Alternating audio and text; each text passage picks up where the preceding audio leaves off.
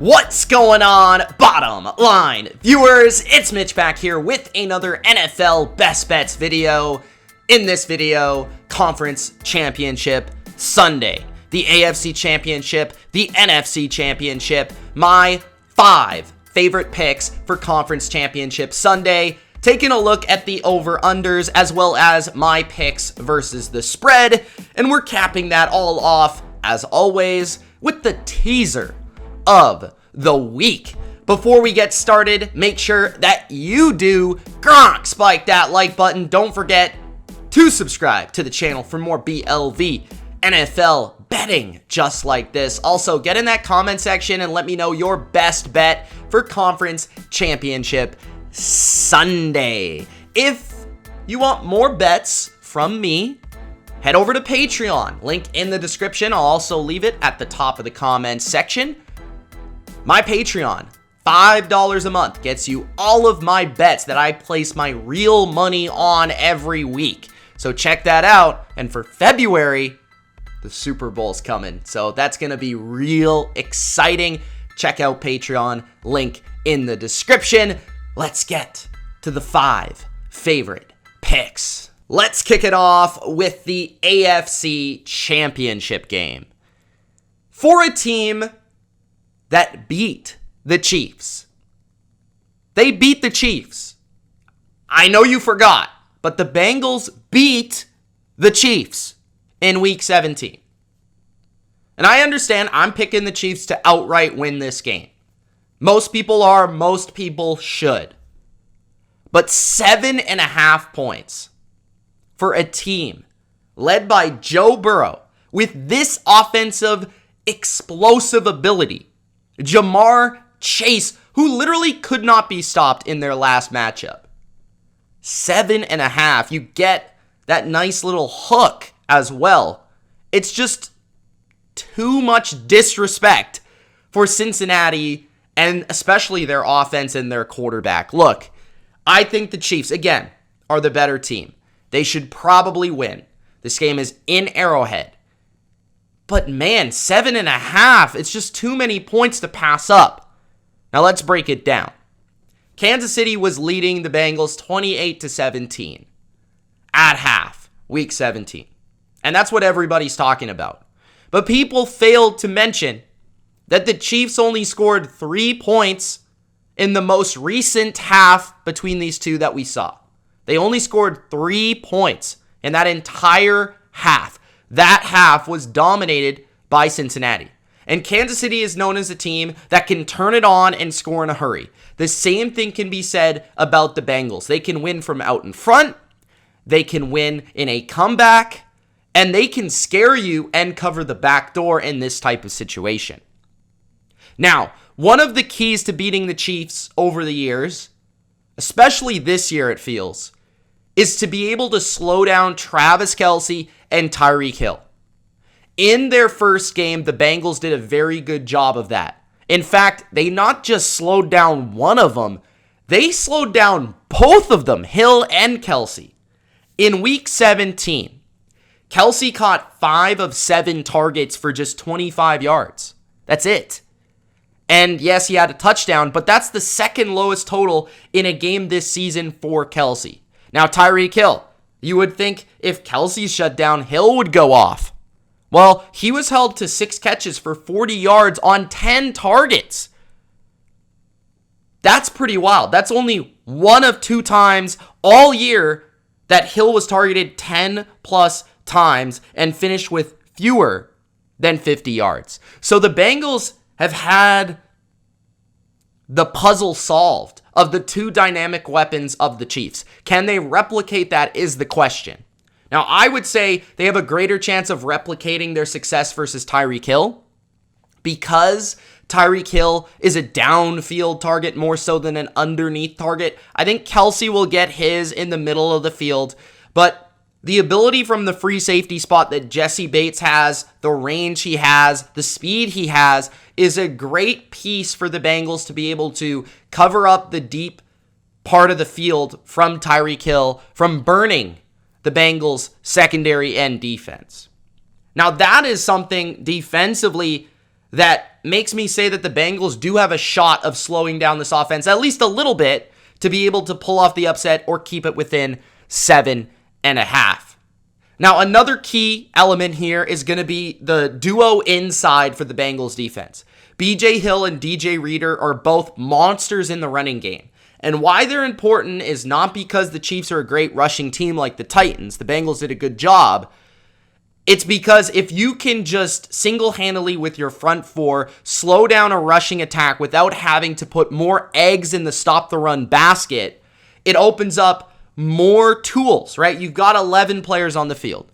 More players to stopping the pass, stopping Kelsey, stopping Hill, doubling Kelsey, doubling Hill, where now it becomes interesting. If the Bengals are able to stop the Chiefs' rushing attack, especially from those two guys in the inside, and get penetration, it will put more pressure on the Chiefs to be one-dimensional, which isn't usually a problem for Mahomes and the Chiefs, but it at least takes one tool away from their offense. So those guys are very important to me.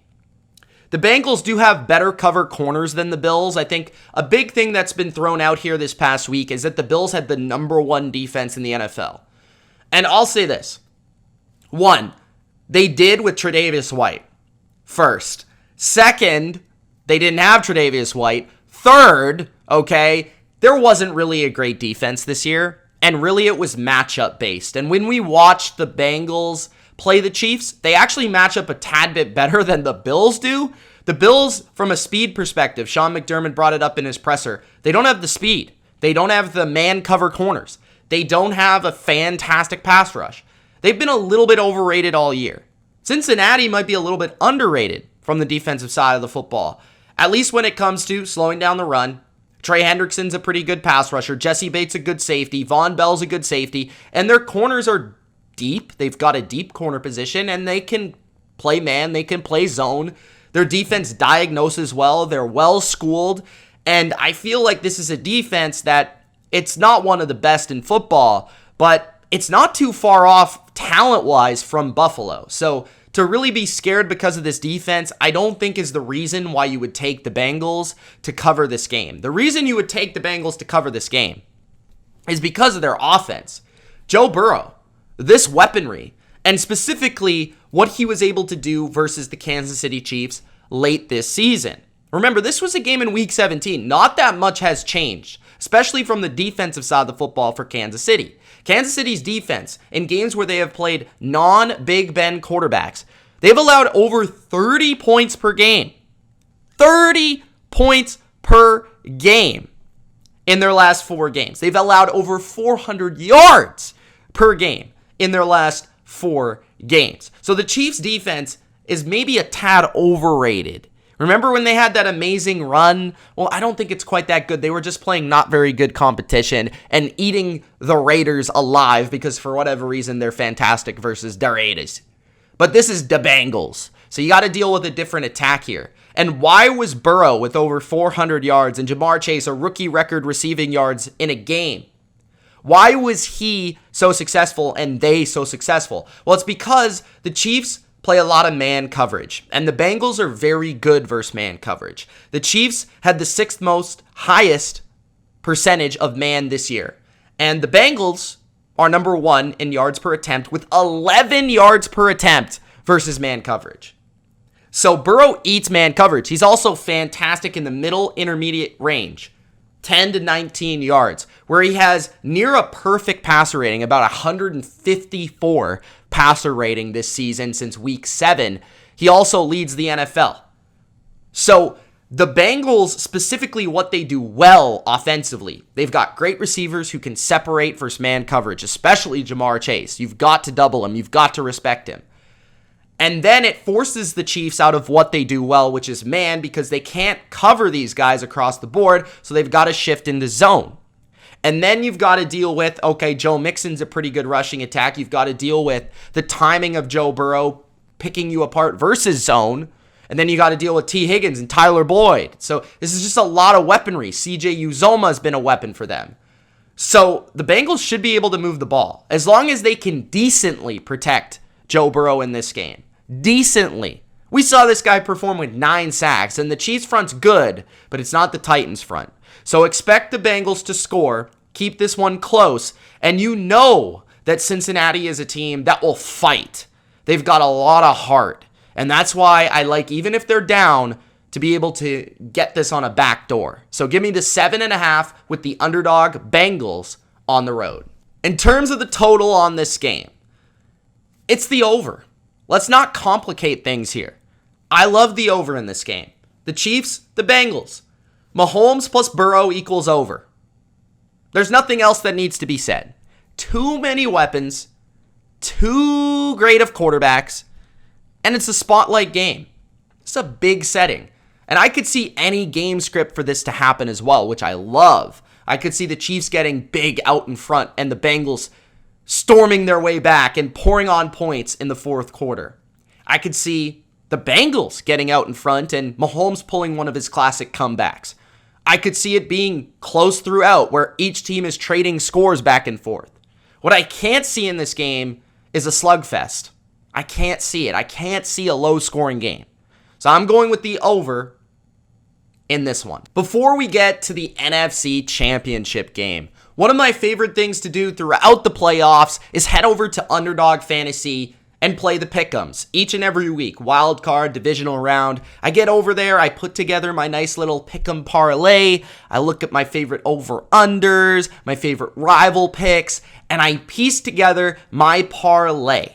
Underdog Fantasy right now is offering a fantastic deal. Right now, they will match you up to $100 if you use the code BLV when you sign up, matching up to $100. That's essentially $100 for free that you could maybe put a little bit on a pick'em parlay. So head over to Underdog Fantasy.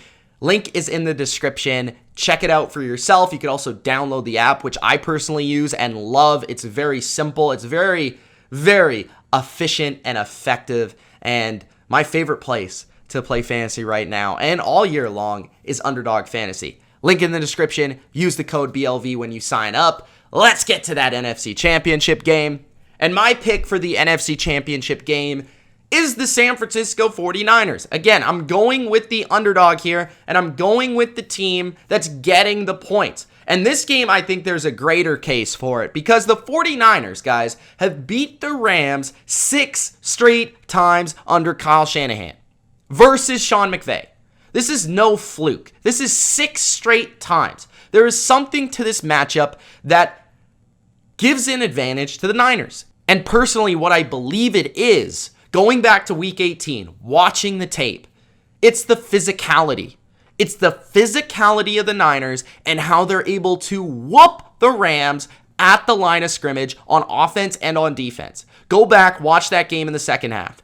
Absolute domination from the 49ers at D-line and offensive line. And that's a problem for any team. When a team can dictate their terms at the line of scrimmage, they're going to win most of the matchups. We check back to Monday Night Football earlier this year. That's the exact same thing that happened. So the Rams have only won the line of scrimmage really once all year in one half versus the 49ers. And that's just not good enough odds for them to cover 3.5 points. All you're asking here is for the 49ers to stay within a field goal. Even if they lose a close game on the road, which, by the way, maybe going to be 60% Niners fans there. It at least was the first time they played in Los Angeles. So the 49ers are a team under Kyle Shanahan that give the Rams fits, guys. And this is one of those games where early in the week I was like, the Rams just feel like they're going to go to the Super Bowl, right? But then you remember that styles make fights. And just as the Rams were a tough challenge for the Buccaneers, the 49ers are that challenge for the Rams. And this is a very close league. There are not many phenomenal all-time great teams. There are none, in my opinion. And it all comes down to the matchup. And the 49ers are a tough matchup for the Rams. Why? Well, we look at the offensive side of the ball. Like I said, they can run it on the Rams. They can overpower the Rams. The Niners want to be able to run the ball 40 times if they can. And most of the time on the Rams, they can. Plus, the Niners are built to pass the ball in the middle of the field. Where are the Rams weakest? At linebacker, at safety, especially now without Rapp potentially, without Fuller definitely. This is an area where Deebo Samuel, George Kittle, the running backs, Kyle Juszczyk, Brandon Ayuk, Kyle loves to scheme up offense in the middle of the field, and Jimmy is very effective and efficient throwing the ball there. The Rams, they're better at covering the perimeter, using Jalen Ramsey to cover the perimeter, not the middle of the field.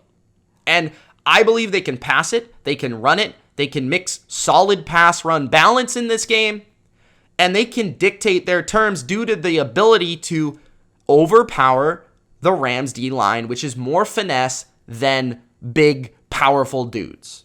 And sure, Stafford's the better quarterback. But what does Stafford really struggle with this year? He's amazing versus the blitz, right? No interceptions, 14 touchdowns, torched the Bucs when they blitzed him, won the game when he was blitzed. He struggles more with a four-man rush. He's thrown all 17 of his interceptions versus a four-man rush. And the Niners love to rush four, and they're very effective. They're very deep on the D-line. They can get after Stafford with just four. That was the Bucs' problem. They couldn't. They had to blitz to get pressure. And the Niners, it's simply different. They're playing great defense. They're playing the best defense of anybody remaining. And they're hot. They've beaten the Cowboys. They've beaten the Packers. They're a really good football team. And they're balanced. Just because you don't trust Jimmy G, Gucci Garop, Jimmy GQ, I call him Jimmy W, because he's going to go out there and he's going to give the Niners a chance to win. He's actually had really good games this year versus LA with a 75% completion percentage this season. So I trust Jimmy G and Kyle Shanahan to once again knock off the Rams or at least make it a field goal game. So I love this one, plus 3.5, San Francisco. Just like it's not too hard to see the over in the Chiefs and Bengals, it's definitely not hard to see the under in the Rams and Niners. Under 46 is my call here because of the familiarity between both coaching staffs. 46 just feels like a lot of points for this game between two defenses that are playing probably better than their offenses, especially the 49ers. The 49ers defense is playing absolutely out of their minds up front. They're covering very well. They do a great job of passing off in their zone coverages. They do a great job of disguising their blitzes when they do send them. They do a great job with Fred Warner in the middle of the field, Nick Bosa off the edge. Their safeties are underrated. Their corners are playing better than expected.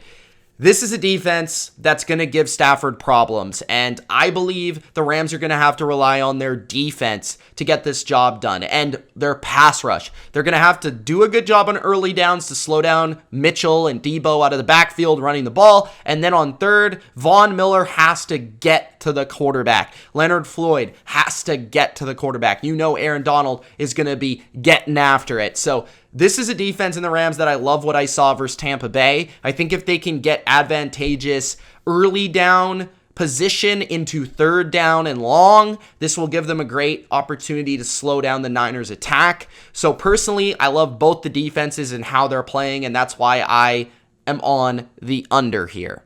My teaser of the week is the 49ers paired with the Chiefs. I like the Chiefs here to win the game outright. I'm going to tease them down to 0.5 point. And why 0.5 point? Well, I love the 7-point teaser this week. 0.5 point for the Chiefs and 10.5 for the Niners, which is why I love the 7-point teaser. Because you get 10.5 points. So even if they lose by double digits, you still cover this game for San Francisco. So the 49ers plus 10.5.